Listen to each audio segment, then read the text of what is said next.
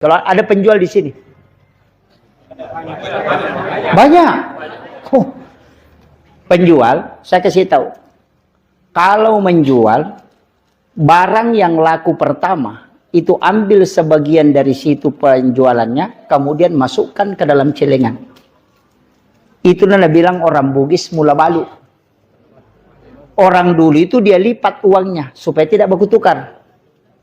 Nanti pulang ke rumah baru dia sedekahkan. Kalau kita lipat terus tidak disedekahkan. Itu karena tidak tahu. Itu dari mana dalilnya? Itu dalil bukan dari Nabi Muhammad. Sebenarnya ada beberapa hadis yang dipakaikan orang. Tapi sebenarnya itu dari Nabi Ibrahim. Nabi Ibrahim itu ketika dihidangkan makanan oleh istrinya, dia tidak pernah makan kecuali dia panggil orang miskin atau fakir atau anak yatim. Dia keluar itu jalan kaki cari orang, dia temani. Nanti dia kasih makan dulu orang itu baru dia makan. Karena tidak pernah memakan sesuatu kecuali dia bersedekah ketika diberikan rezeki oleh Allah, maka ketika Nabi Ibrahim dibakar di dalam api 40 hari 40 malam itu tidak terbakar.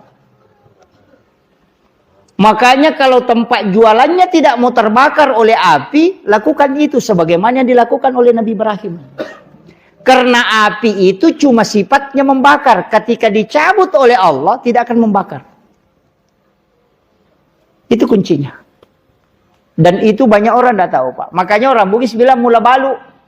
Makanya dia tidak mau kasih gratis itu yang penjualan pertama. Pas buka jualannya, kemudian ada orang beli mungkin 10.000, ambil 5.000 atau 2.000, titip. Ya Rob, saya kembalikan rezekiku yang pertama untuk keselamatan dan kemudahan rezekiku.